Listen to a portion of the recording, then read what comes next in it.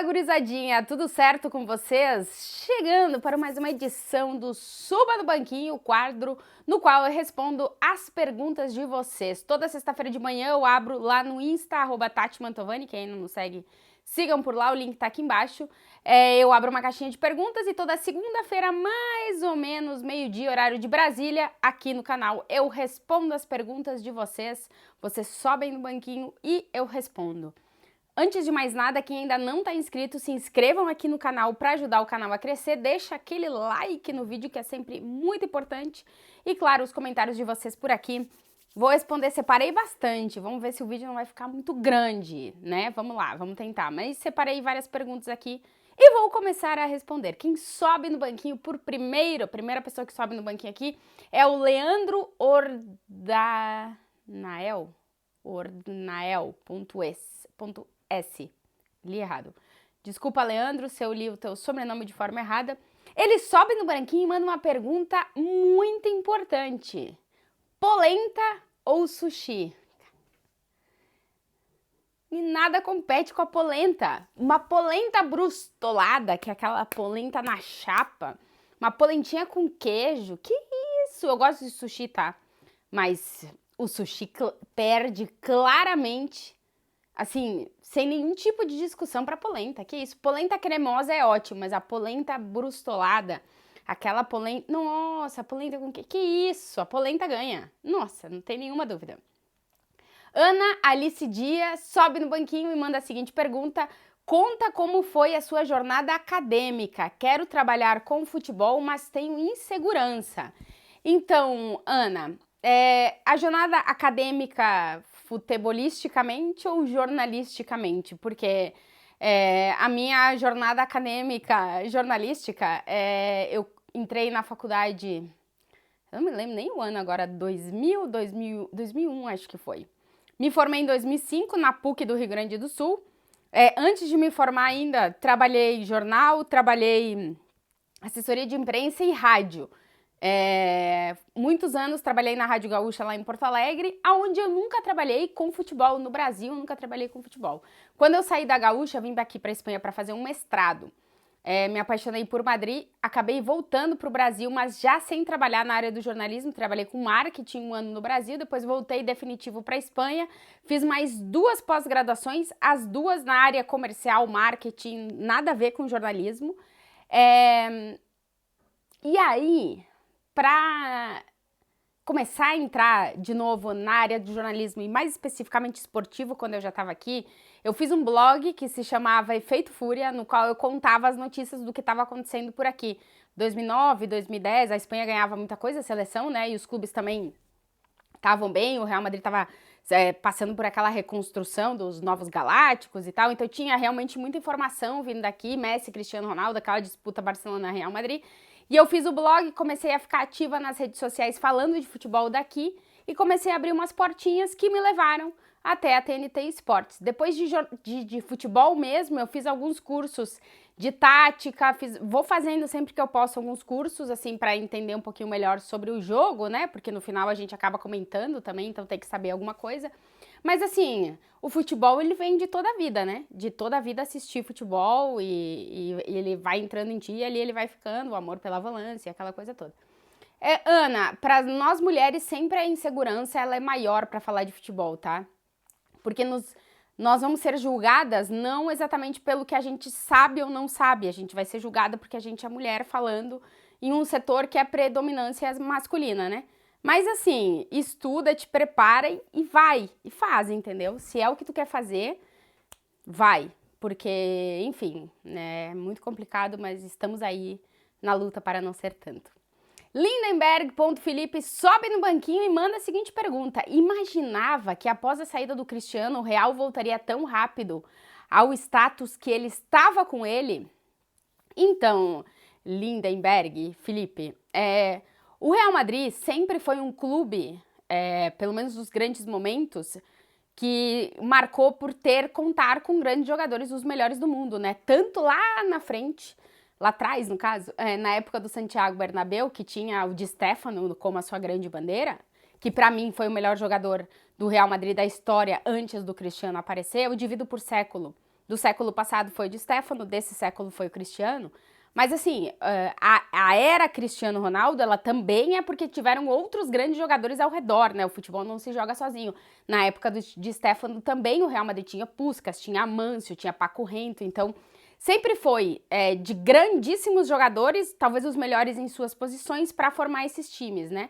E aí eu acho que o Real Madrid mudou um pouquinho a estratégia de contratação e começou a contratar os futuros melhores do mundo, não os que são naquele momento, né? E eu acho que tem dado certo, porque tem conseguido manter o time competitivo nesse alto nível com jogadores que vão brigar para serem melhores do mundo e que também entram no status de superestrelas, porque o Real Madrid, principalmente lá atrás, da era Santiago Bernabéu e da era Florentino, é um time de superestrelas, né? E a gente tá vendo isso. Então, acho que a nova estratégia de contratação, ela foi acertada nesse sentido, porque o Real Madrid está conseguindo competir com clubes estados, que é hoje onde está o grande dinheiro, né? Mas Cristiano Ronaldo com certeza marcou uma era, mas ele não fez nada sozinho, né? Assim como lá atrás de Stéfano também não tinha feito nada sozinho.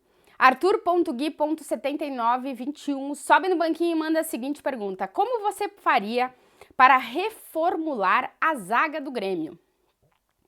Então, eu acho que Kahneman e Jeromel marcaram uma era no Grêmio, assim, é uma dupla que mora no meu coração, mas o Grêmio precisa pensar no futuro, né? E aí, quando pensar no futuro, precisa futuro presente futuro e futuro futuro, né? O Grêmio é um time que tem a formação de muitos atacantes, a escola de formação de ponta do Grêmio, cada pouco tem um ponta, né? A gente não tem como característico, não tem tido a formação de zagueiros, então tem que ir para o mercado, mas eu acho que teria que mudar um pouquinho a estratégia, contratar jogadores experientes, que eu acho que é importante, mas já ir pensando no que a gente quer daquele Grêmio lá no futuro, né? E tentar aí, talvez, trazer uma galera mais nova já, para se estabelecer, até que o Kahneman e o Jeromel ainda estejam por aí, né? Que eu acho que eles já estão entrando nas últimas temporadas da carreira e tal. Mas eu acho que o Grêmio não tem na base, pelo menos eu não tenho a informação de tanta produção de zagueiros, de defensores, né? Então acho que teria que estar mais atento a essa questão do mercado, para pensar num Grêmio presente e futuro, mas num Grêmio bastante futuro também, né? Porque zagueiro, geralmente, tipo, a contratação do Jeromel e do Kahneman, pá, encaixou e durou muito tempo, né? Então tem que ir atrás desses novos Jeroméis e Kahnemans, que não é fácil. Bruno Careca sobe no banquinho e manda a seguinte pergunta: se tivesse a chance de cobrir qualquer time histórico da Champions, qual seria? Fora o Real. Não sei te dizer, talvez o Liverpool dos 80, o Bayern dos 70, o Milan do Ancelotti. Cara, não sei te dizer, vários eu acho. Assim, nunca parei pra pensar em um especificamente. O Liverpool dos 80, o Bayern dos 70 e talvez o Milan do Ancelotti. Vou ficar com essas três opções aí. Quinho, underline 233, sobe no banquinho e manda a seguinte pergunta: já caiu do banquinho? Um dia querer ver você entrevistar o Renato. Seria legal entrevistar o Renato com o banquinho, né? Acho que ele ia rir muito da minha cara. Fato. Nunca caí, mas ele tá a ponto de quebrar. Então eu já tô pensando, porque esse é o segundo, eu tive um primeiro, que foi o banquinho primeiro, agora eu tô no banquinho segundo e tá chegando aí o banquinho terceiro, porque esse tá a ponto de quebrar. E o dia que ele quebrar vai ser uma caída, uma queda histórica. Provavelmente ao vivo numa entrevista, mas ele tá aguentando. Eu acho que até o final dessa temporada ainda ele ainda aguenta. Desculpem a mudança de luz aqui no vídeo, porque tá sol, daí sai o sol, aí vem o sol e eu tô com a janela aberta aqui. Então tá ficando meio estranho, mas é o que temos. Lucas Deiros sobe no banquinho e manda a seguinte pergunta: sou teu fã, Tati, como funciona o revezamento para vocês apresentarem o melhor futebol do mundo na TNT? Abraços. Então, geralmente é o seguinte, quem tá em estádio é difícil apresentar o programa, então, né, se alguém tá fora em estádio, fazendo cobertura de jogo ou na rua, não apresenta, porque a instabilidade da internet. E senão a gente vai fazendo meio rodízio, tipo, essa semana quem apresentou, quem não apresentou, e o João vai meio que coordenando. Então a gente vai nesse rodízio, assim, pra todo mundo apresentar e todo mundo ficar só como comentarista em determinados programas. Mas basicamente é isso. É o João que controla, então é uma bagunça. Mas é isso aí. Beijo, Johnny!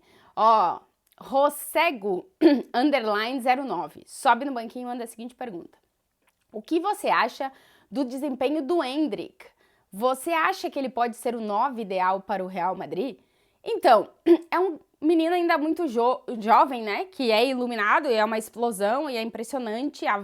Tudo ao redor do Endrick Aqui na Espanha, depois do jogo da seleção, a galera está enlouquecida com o Endrick, a galera quer que ele chegue no Real Madrid, já, vamos, não sei o quê. Só que vai depender, eu acho, de que Real Madrid o Endrick vai encontrar, né? Quem vai estar no Real Madrid no momento que ele chegar. E assim, é um jogador de presente? Sim, mas é um jogador extremamente de futuro. A gente tá falando de um menino de 17 anos que vai chegar no Real Madrid assim que ele completar 18 anos. E que o atual elenco do Real Madrid lá na frente vai ter, tipo, 5 ou 6 ou até mais anos do que ele. Então, tipo, ele pode marcar uma geração aí inteira. E eu acho que a gente tem que ir com tempo, né? Ele precisou de um tempo para entrar, se adaptar e jogar, já ser fixo no Palmeiras. Ele vai precisar desse tempo no Real Madrid também. Mas assim, ele tem todas as características necessárias para ser um grande 9.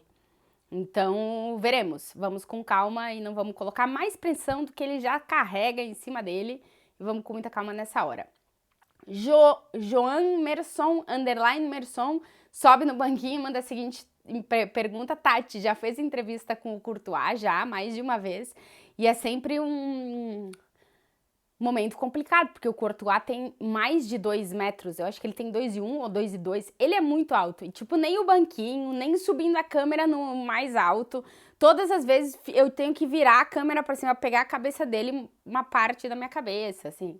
Mas o Courtois é muito gente boa, inclusive, cara, tristeza essa nova lesão dele. Mas já entrevistei e é sempre um desafio enquadrar todo mundo no quadro, uma entrevista de uma pessoa com um pouquinho mais de 1,5 m, depende da fonte, e uma pessoa de 2 metros de altura. É complicado. Lucas Seife sobe no banquinho e manda a seguinte pergunta. Tati, como anda o seu processo de cidadania? Já fazem 2 anos que mora aí, já pode solicitar. Então, Lucas, eu tenho cidadania italiana pela minha família.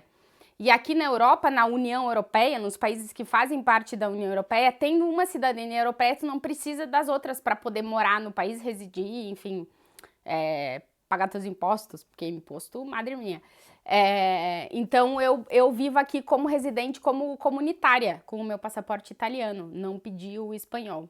Até porque tem umas tretas que não dá para ter os dois e tal, inclusive eu preciso investigar melhor essa situação de se eu consigo ter o espanhol mantendo o italiano, porque eu não quero perder, porque é uma questão de família, né? Mas eu tenho o italiano. Antovani, sim. Moraes, 29, sobe no banquinho e manda a seguinte pergunta. Tati, ainda tem algum estádio da Espanha que você ainda tem vontade de conhecer? Então, eu tenho muita vontade ainda de assistir um jogo com público no Benito Villamarín, o estádio do Betis. Porque eu já conheço o estádio, já fui lá, mas tava fechado, não era um dia de jogo. E eu tenho muita curiosidade de ir em um dia de jogo assistir o Betis no Benito Villamarín com torcida, porque as torcidas de Sevilha são especialmente animadas, assim, realmente tem clima de jogo durante todo o jogo e tal, e a do Betis é assim também, eu tenho curiosidade para um dia assistir um jogo do Betis no estádio Benito Villamarín com torcida. Tati CR13, sobe no banquinho e manda a seguinte pergunta. Pra quem você torce na Espanha, Tati? Pro Grêmio. Nick Lasde, sobe no banquinho e manda a seguinte pergunta. Oi, Tati. Oi, Nick. Não conhecia seu lado de leitora e fiquei surpreendido. Você tem algum livro favorito? Sim, eu gosto muito de ler. Quando eu era adolescente, eu lia pra caramba.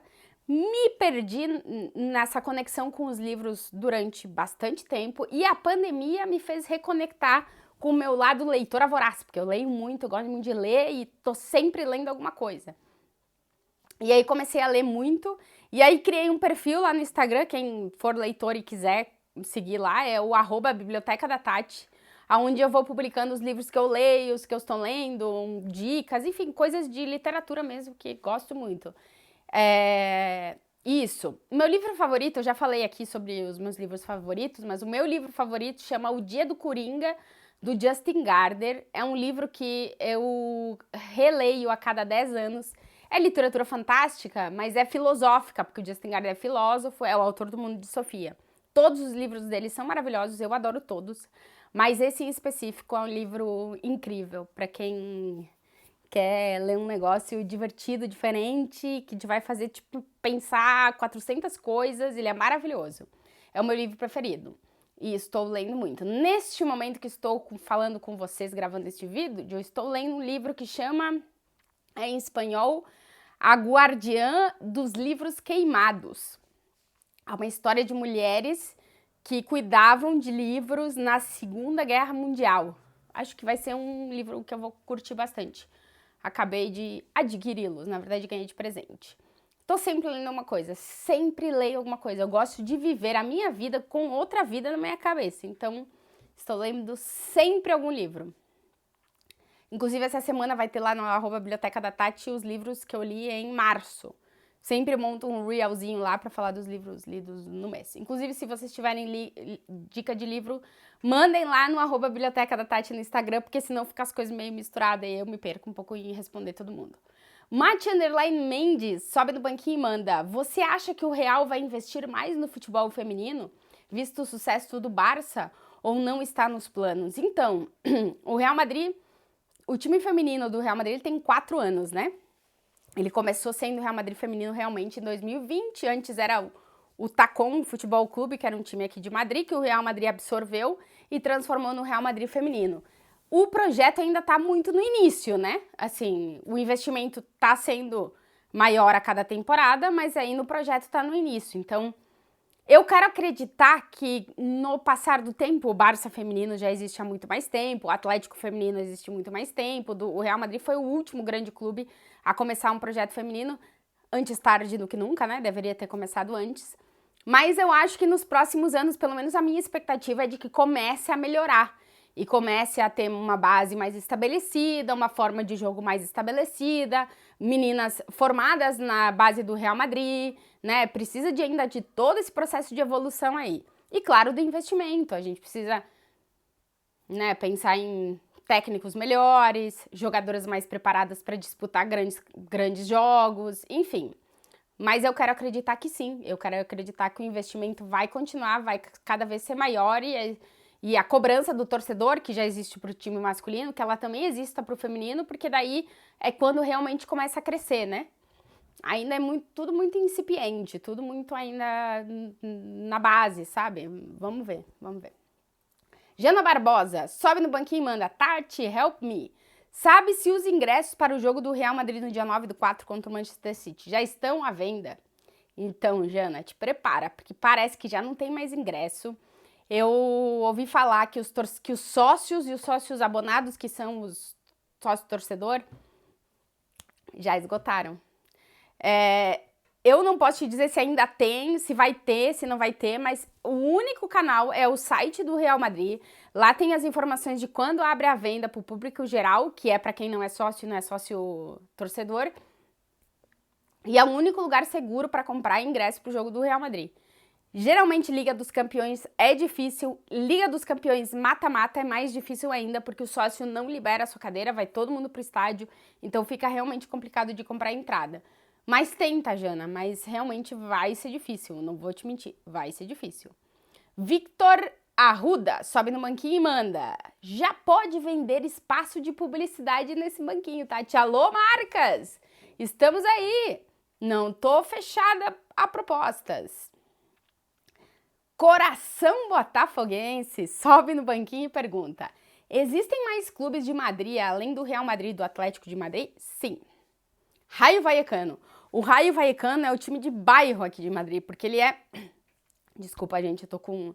Minha voz não tá 100%, passei por uma faringite, depois por uma rinite, depois por vários resfriados, sei lá o que. Os últimos dias tá sendo complicado, então a minha voz não tá perfeita, mas tô gravando o vídeo mais assim.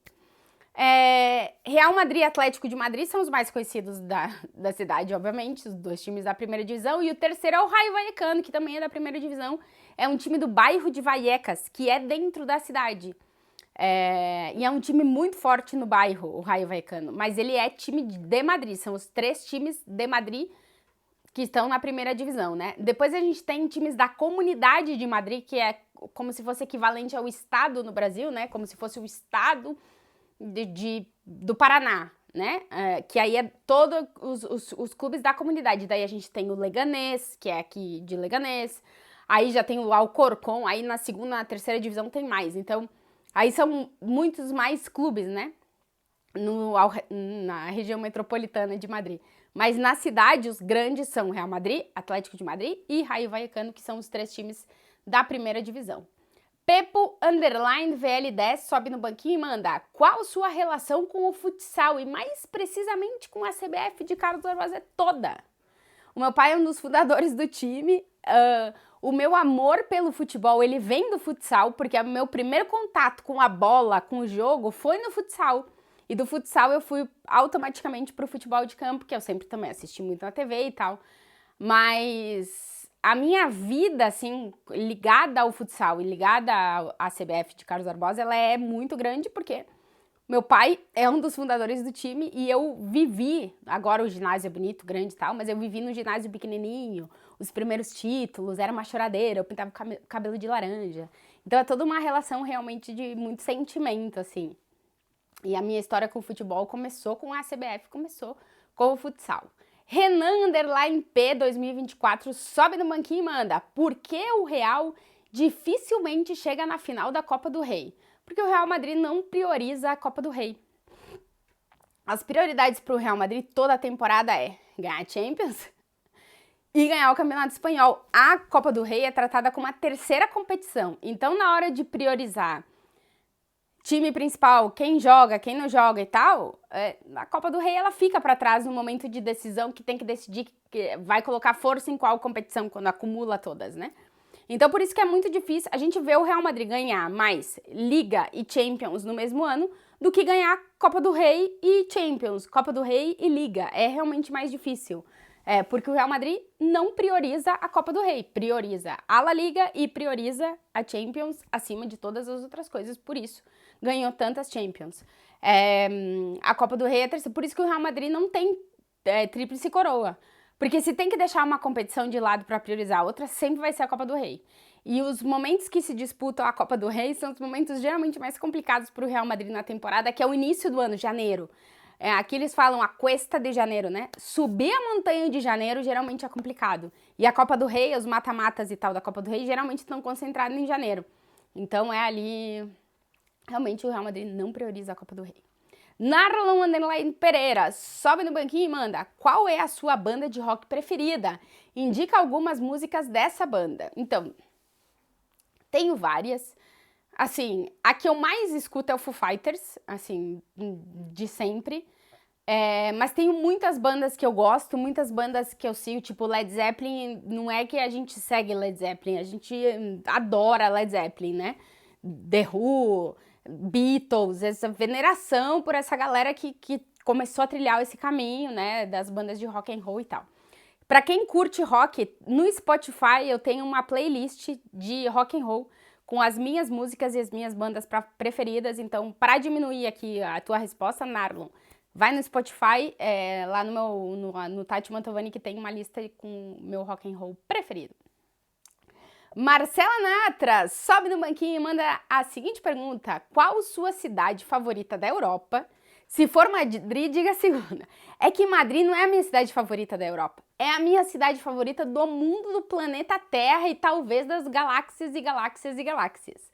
Eu amo Madrid. É a minha cidade preferida de tudo, sempre. A segunda, eu adoro Londres. Adoro Londres. O ponto é que eu não moraria em Londres porque o clima não tem nenhuma condição.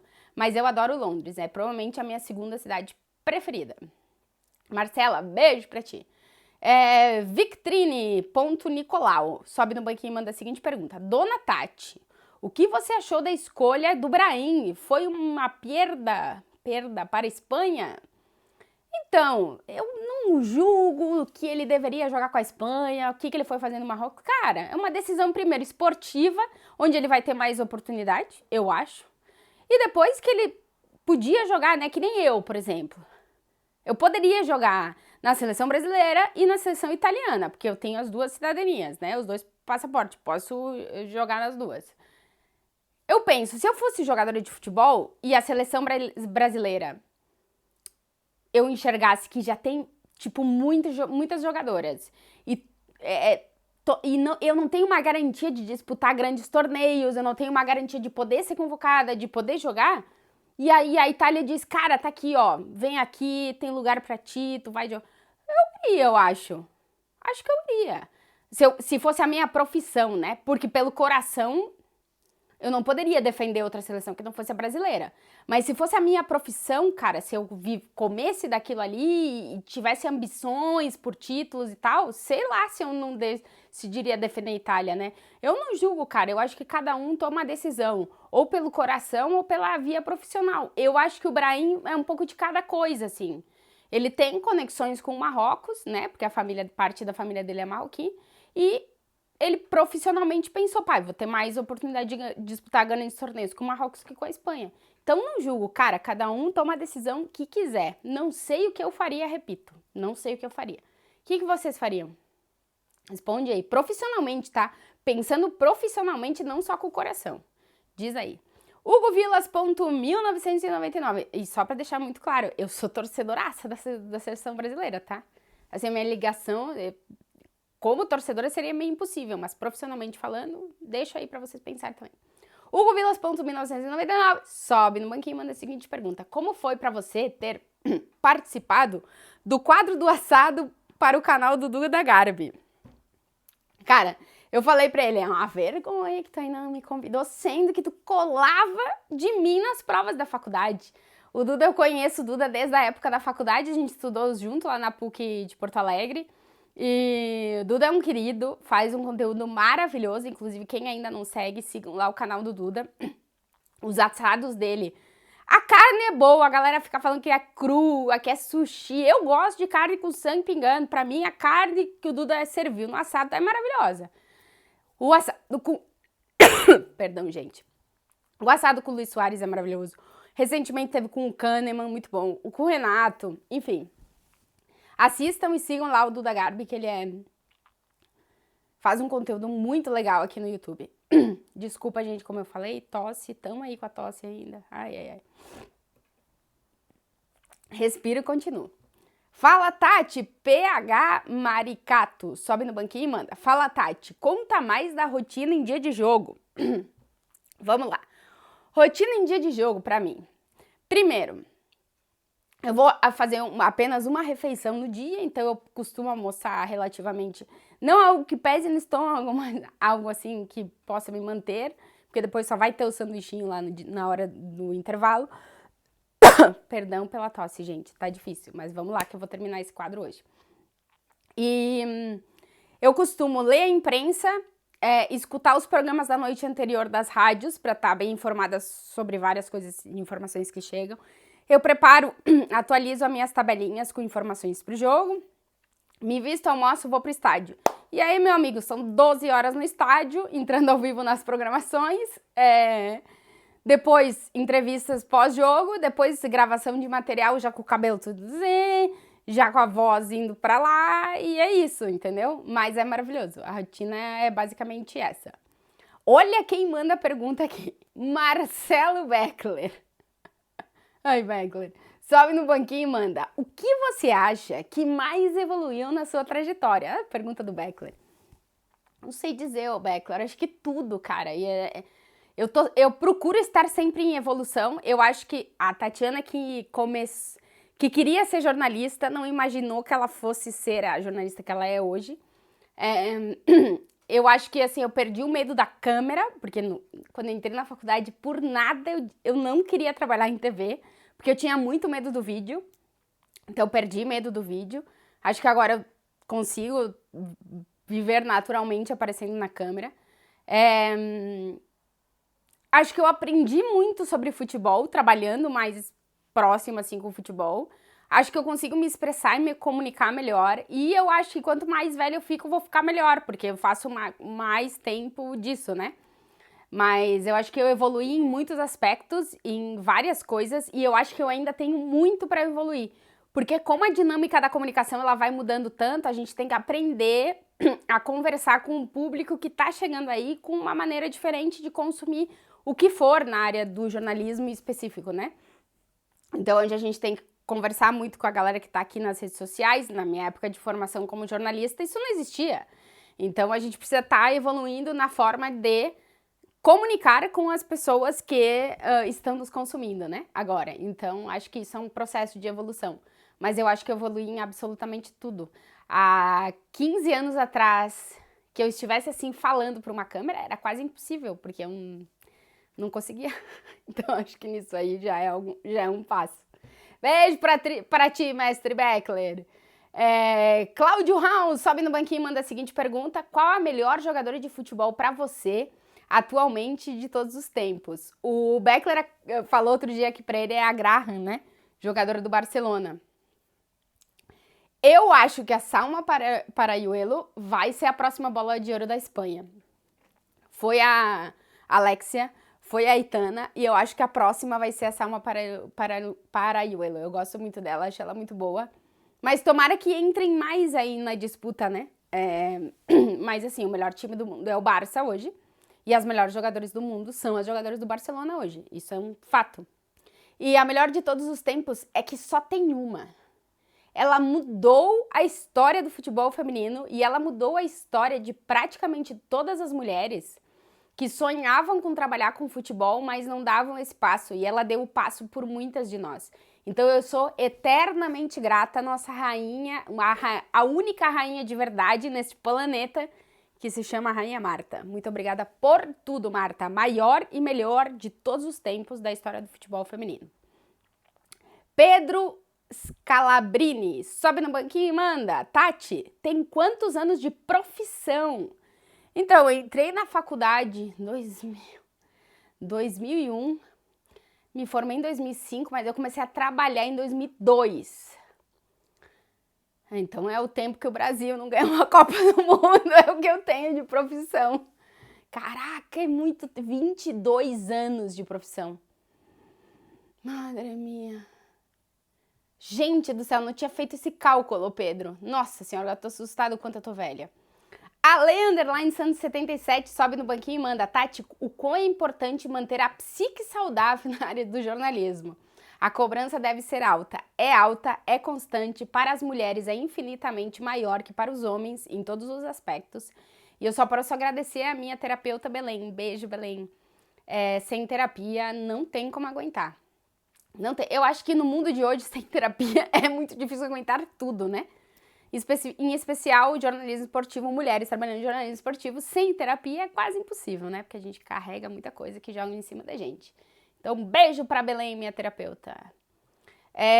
Davi Underline Júnior sobe no banquinho e manda: se você pudesse voltar no tempo e estar em qualquer jogo de futebol da história, qual seria? Manda um abraço. Um abraço, Davi. Eu acho que eu gostaria de ter visto algum jogo da seleção de 70, porque todo mundo fala absurdos da seleção de 70. Então eu gostaria de ter visto algum jogo da seleção brasileira de 70. Vou ficar com isso aí. Porque os melhores Grêmios eu acho que eu vi, assim, todos. Então, vivi bons Grêmios. Então fico com a seleção brasileira de 70. Elvierro.will manda a seguinte pergunta. Sobe no banquinho e manda: oi, Tati, sou da Colômbia. Um beijo. Você conhece meu país? Se sim. Se não é assim, qual lugar você gostaria de visitar? Então, Elvierro, não conheço a Colômbia, mas gostaria de conhecer. Bogotá, Barranquilla, tem muita gente que fala. Enfim, aí, conhecer a Colômbia, gostaria de conhecer mais a América do Sul. Eu viajei pouco pela América do Sul, mais pela Europa, então gostaria de conhecer. Tá difícil com a tosse, mas eu vou terminar esse quadro. Fabão BR1 sobe no banquinho e manda: como está a situação do Modric? Então, não sabemos, mas tudo parece ser de que ele não seguirá no Real Madrid, mas tem que esperar o Modric e o Real Madrid tomarem a decisão se vai ter renovação ou não. Mas tudo indica que Modric não seguirá no Real Madrid. Gente, este foi Suba no Banquinho, mais uma edição. Desculpa as tosses, O problema na voz, na fala nesse vídeo, mas até foi maior do que eu deveria ter feito, mas com a voz não estando 100%, a garganta e a tosse complicando. É o que tivemos pra hoje. Muito obrigada por mandarem as perguntas. Sexta-feira tem caixinha lá no Instagram, @TatiMantovani, e na próxima segunda, mais ou menos meio-dia, horário de Brasília, aqui de novo, as respostas pra você. Um beijo e até o próximo.